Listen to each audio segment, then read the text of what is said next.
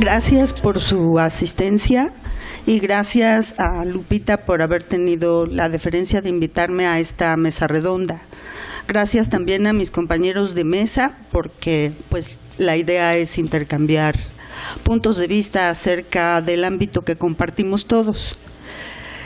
El eje que yo decidí para la mesa, para exponerles en la mesa redonda, es un eje histórico, porque para poder entender lo que ahora es la aproximación conductual en el campo de la psicología clínica, necesitamos tener el contexto de cómo surgió y de dónde viene. A veces los psicólogos no tenemos memoria y entonces andamos repitiendo los errores cada década, más o menos, ¿no? Con eso de la terapia de la primera ola y la segunda ola y el tsunami. Entonces vamos a revisar cómo empezaron los psicólogos conductuales a hacer sus pininos en el ámbito de la psicología clínica. Vamos a revisar rápidamente esta parte porque pues a mí me interesa también comentarles y compartirles cómo los conductuales hacemos psicología clínica. Entonces, rápidamente vamos a revisar los dos primeros puntos de manera acelerada y comenzaremos con conocer al padre de la psicología clínica. Cada aproximación y cada manera de ver los problemas del comportamiento anormal, desviado, patológico, como le quieran poner, cada uno de nosotros arbitrariamente marcamos el origen. No es que sea, sino que de acuerdo al trabajo que nosotros venimos realizando, se le reconoce en la comunidad como el padre de la psicología clínica.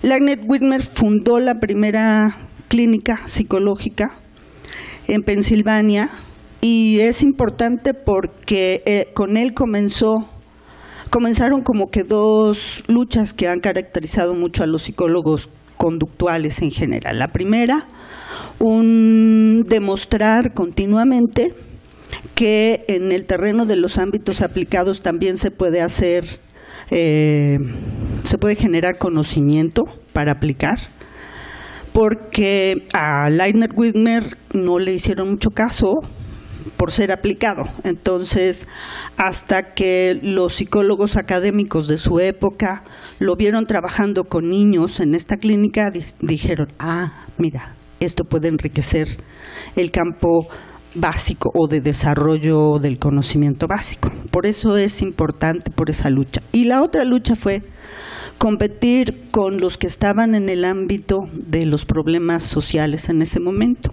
que eran pedagogos, psiquiatras, etcétera. Entonces, por eso es importante para el ámbito de la psicología clínica. Después de que él funda esta clínica, a los 5 años ya había 24 clínicas en Pensilvania. ¿La que sigue? Bueno, entonces, ¿cómo se nos ha definido a los psicólogos clínicos? Rápidamente, o por los problemas que abordamos, o por los escenarios donde trabajamos, o por los sujetos, individuos con los que tratamos, o por las funciones profesionales que venimos desempeñando. La siguiente.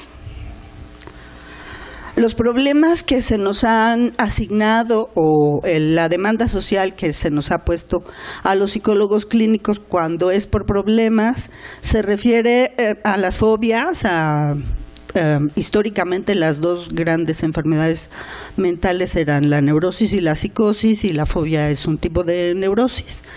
Y más contemporáneamente el trastorno de pánico, que inicia como estrés postraumático y como ansiedad intensa, pero es un fenómeno particular que es de muy reciente definición.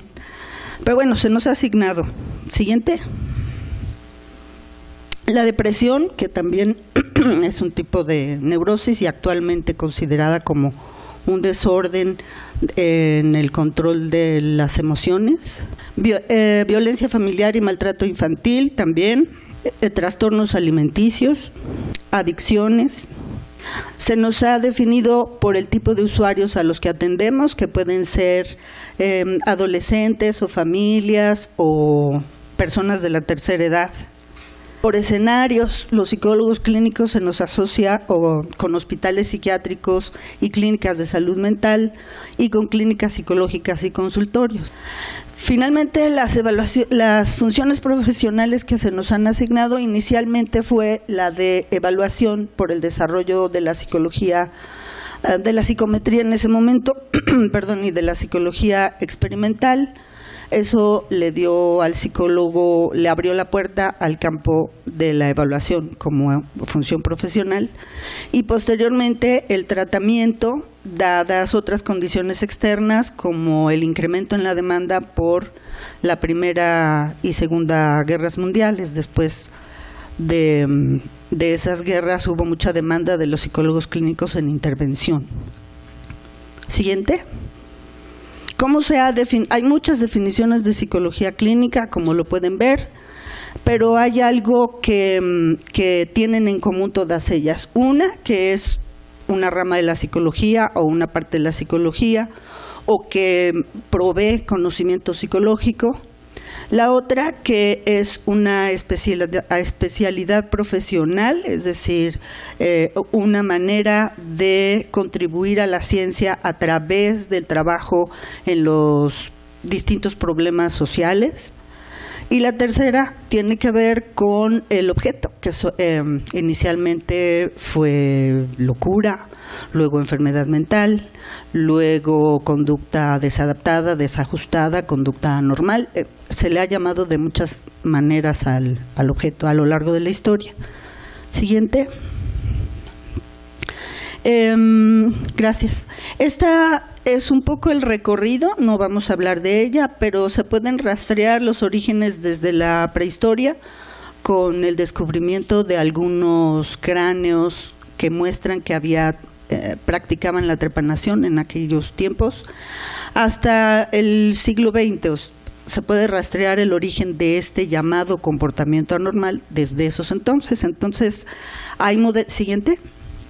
Se han generado modelos para poder explicar por qué la gente se comporta de esa manera, desde el demonológico, que es en épocas iniciales, atribuyendo el comportamiento a entes que se apoderaban, que entraban en el individuo y se apoderaban de él, y eso hacía que se comportaran de esa manera.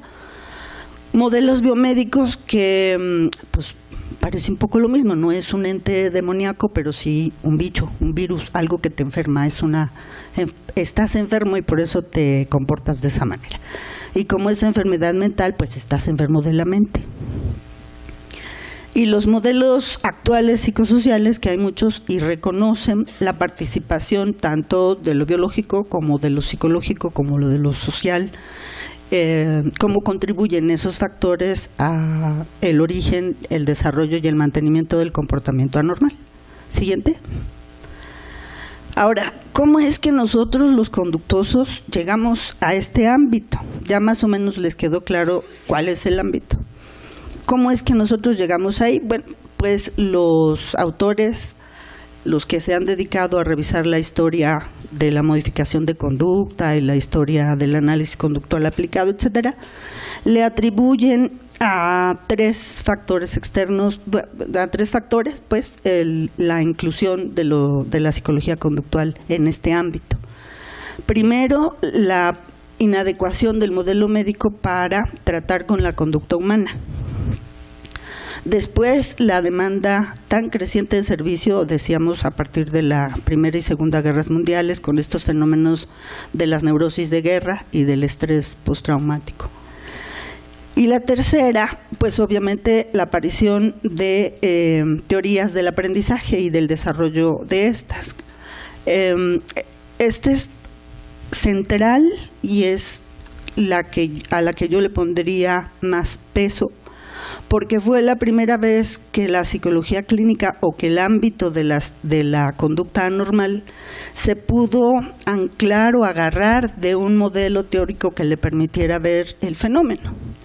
Un modelo que se estaba construyendo a partir de la investigación científica y que estaba generando conocimiento acerca de la conducta y, en general, y de la conducta humana en particular. Ellos son, digamos, los pilares de las teorías del aprendizaje. Watson, hasta arriba, yo creo que han oído hablar mucho de Watson. Él es el padre del conductismo, es el que nos dijo qué estudia la psicología y cómo la debe estudiar. Y a partir de los postulados de Watson, pues se empezó a generar una manera particular de ver la conducta o de aproximarse a la conducta, pero también de aproximarse a la conducta desviada o anormal o patológica. Ustedes recuerdan los experimentos de Watson con Albertito, como él muestra que los miedos en un niño pequeño se pueden adquirir, se pueden aprender, que ese es uno de los principios de estas teorías, que lo que hacemos lo aprendemos y que el comportamiento desadaptado también se aprende. Esa fue la gran contribución en ese momento de las teorías conductistas. Tenemos también a Skinner, obviamente, con todo el desarrollo de la conducta operante, a Tolman, que contribuye con una visión del comportamiento humano particular, no tanto R, sino reconociendo la participación de otros factores que median la relación ER. A Hull también con su modelo mediacional, Thorndike y el asunto de la importancia de las consecuencias en el mantenimiento del comportamiento. Y Guthrie, que él es importante porque enfatizó el aprendizaje por contigüidad. Y un descubrimiento que él hizo y que él propone en sus libros acerca de cómo a veces un comportamiento se establece a partir de un solo ensayo, que así le llamó. La que sigue, no, voy rápido. ¿Qué principios generales utilizamos los clínicos conductuales? Pues los que se derivan primero del paradigma de condicionamiento respondiente, como los dos grandes mecanismos que propuso Pavlov y que se retomaron después para el estudio de las neurosis experimental, el estudio experimental de las neurosis, excitación e inhibición, el proceso de extinción, fatiga, discriminación y generalización, y luego los principios que se derivan del condicionamiento operante, que sería genéricamente control de estímulos, cómo es que el comportamiento que nosotros desplegamos tiene lugar bajo ciertas condiciones y no bajo otras, y cómo es que para hacer más probable un comportamiento podemos o hacemos uso para explicar y para promoverlo dos procesos motivacionales que son la privación y la saciedad. El proceso de condicionamiento aversivo, que se utilizó mucho al inicio de la modificación de conducta para comportamientos que dañaban mucho al individuo. Y finalmente moldeamiento y autocontrol. No son todos, no es exhaustiva la lista, pero son algunos de los principios más importantes que se retoman en la parte aplicada. Bueno, para hablar de la terapia conductual vamos a dividir el proceso en 3 generaciones, como algunos autores lo proponen, un poco por fines de exposición. La terapia conductual, la primera generación de terapeutas conductuales, la que sigue, la inicia el trabajo de Wolpe. Wolpe era psiquiatra, un psiquiatra no muy satisfecho con lo que él estaba haciendo, entonces pues visita las teorías del aprendizaje y especialmente todo el trabajo de Pavlov, y él se dedica a toda una línea de investigación en neurosis experimentales con gatos, apoyado en los trabajos de Maserman, por ejemplo. Conoce a Mary Covert Jones y le inspira el asunto de la sensibilización que ella utiliza con otro caso, y desarrolla la desensibilización sistemática con base en el mecanismo de inhibición que planteaba Pavlov, es decir, en un paradigma de condicionamiento clásico, si yo encuentro una respuesta que sea incompatible con la respuesta de ansiedad, voy a lograr que se descondicione la ansiedad y se recondicione esa respuesta. Las dos respuestas que ellos propusieron fue la respuesta de relajación Y en el caso de Lazarus, que no es Richard Lazarus, es Arnold Lazarus, propuso la respuesta asertiva o la aserción, que posteriormente dio pie al desarrollo del entrenamiento asertivo. Siguiente. Esta es la mamá de la terapia conductual, es Mary Cooper Jones. Casi no se nota porque es en rojo, está hasta abajo, pero yo les juro que es Mary Cooper Jones. Ella trabajaba con Watson y hace su tesis doctoral con el caso de Peter, el caso del pequeño Peter, para seguir era la secuela del pequeño Albert y este es el pequeño Peter. La pregunta de ella fue muy simple, y fue si el pequeño Albert desarrolló comportamientos de miedo bajo los procesos de condicionamiento clásico, ¿será posible también eliminarlos con ese mismo mecanismo? Y obviamente pues lo logró. No le quisieron dar el doctorado con ese estudio. Ya ven cómo son los académicos, ¿no? Entonces dijeron, no, pues es que no tienes una muestra representativa. Entonces, pues no te toca el doctorado. Entonces puso a hacer todo un proyecto de investigación que duró toda su vida y encontró ensayó 7 modalidades de tratamiento para eliminar la respuesta de miedo en los pequeños. Deshabituación, persuasión, adaptación negativa, represión, distracción, condicionamiento e imitación social.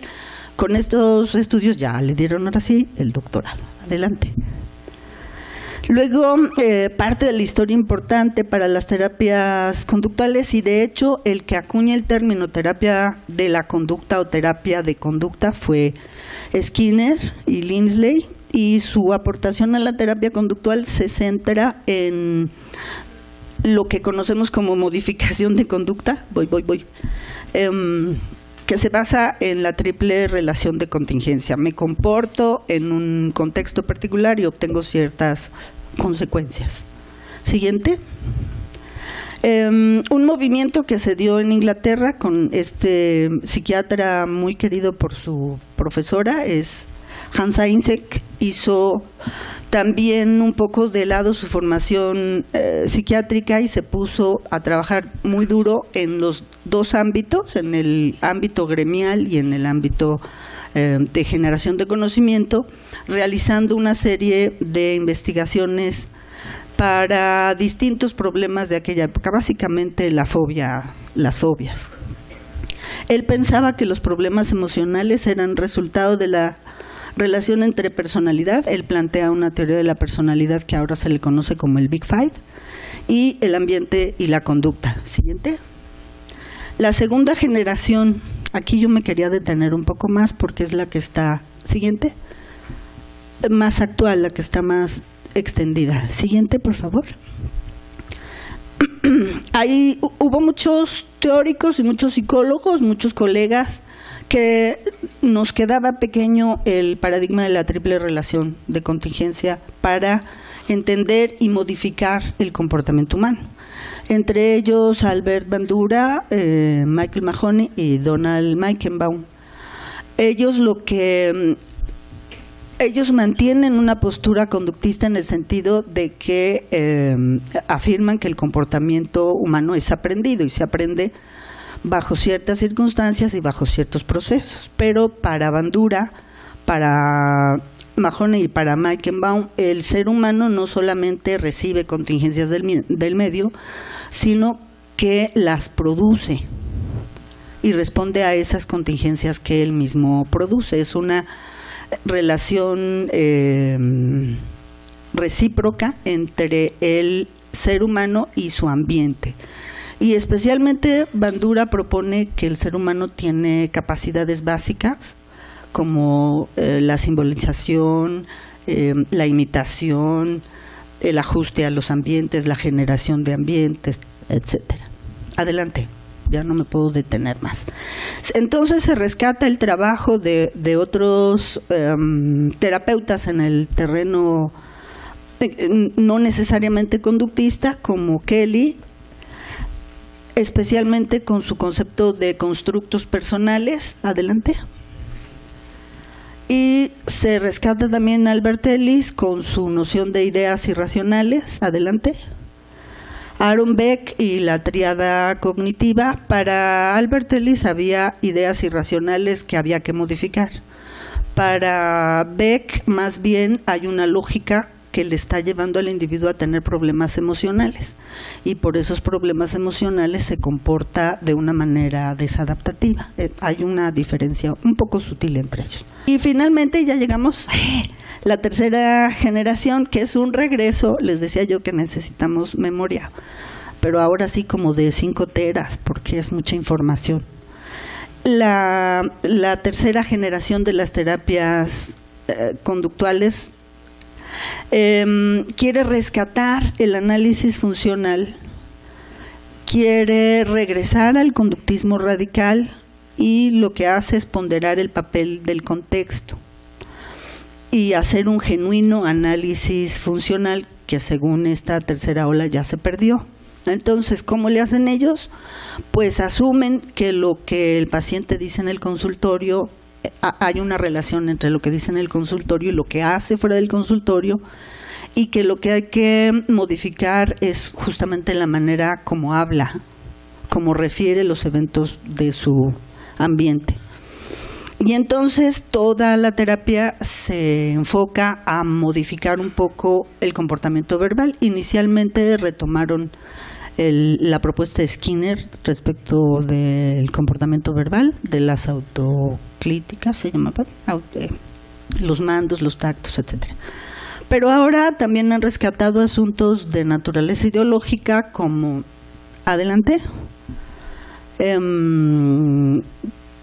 como la meditación zen, como algunas cuestiones de relajación profunda, que le van a permitir. Esas son las terapias de esta nueva generación. El mindfulness, que estas herramientas las usan los terapeutas de esta tercera generación para que el individuo entienda lo que puede cambiar y cambiarlo, y asuma que hay cosas que él no puede cambiar y que mejor la deje tranquila, ¿no?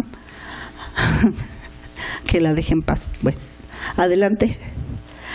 Un listado rapidísimo de cuáles son los recursos técnicos de la terapia, la conductual, la cognitivo-conductual. Los procedimientos de origen ER, como relajación, desensibilización sistemática, Siguiente. De procedimientos derivados de ERE, que es la triple relación de contingencias, manejo conductual, economía de fichas, Siguiente. Los de terapia cognitivo-conductual, que ya incluyen procedimientos que inciden directamente en cogniciones. Siguiente. Un listado, o sea, herramientas hay, ¿no? Adelante. Más herramientas. Muchas herramientas. No. A ver, la siguiente, por favor. Rápidamente, nuestra diosa Tlazolteotl la come inmundicia, que come inmundicia porque ahí iban y le contaban sus asuntos. Bueno. ¿Y cómo entra el análisis conductual a México y a la universidad? Pues en Jalapa, en la Universidad de Jalapa, se funda el Centro de Entrenamiento y Educación Especial y el Programa de Investigación y Servicio en Modificación de Conducta por el doctor Florente López. Siguiente. Y el grupo Jalapa, Emilio Rives, Florente López, Víctor Alcaraz, Serafín Mercado. Siguiente. No podemos dejar fuera a Benjamín Domínguez, que fue el pionero de la aplicación de los principios del condicionamiento operante a problemas sociales mexicanos. Él trabajó mucho en centros de reclusión y ahora anda con asuntos de salud, si no me parece. Sí, no me equivoco.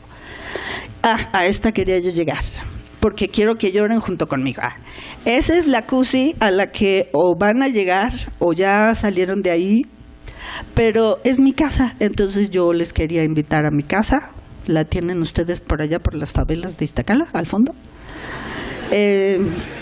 Los dos psicólogos, colegas maravillosos que formaron el programa de psicología clínica conductual con una visión de psicología conductual comunitaria, que fueron Isaac Seligson y Rodrigo Polanco, hicieron el programa y es como se ha estado manejando desde aquellos entonces. Ay, ahora sí voy a llorar más porque ahí está mi jefe mayor. Él fue también un poco de los insatisfechos con el paradigma de la triple relación y propone el análisis contingencial en el 86. Rescata al individuo y a los otros, el comportamiento del individuo y de los otros como categorías conceptuales. Siguiente. Y entonces, ¿qué le ha aportado la psicología conductual a la psicología clínica? Pues por un lado, todo el conocimiento que se ha generado en el laboratorio, en la ciencia básica y en la aplicada, y eso ha permitido que se abra el perfil profesional. Y siempre ponderando y poniendo la relación ciencia-tecnología como la que nos guía a los psicólogos clínicos conductuales. Mis fuentes, saltarinas, por si les interesan, y muchas gracias. ¡Acabé!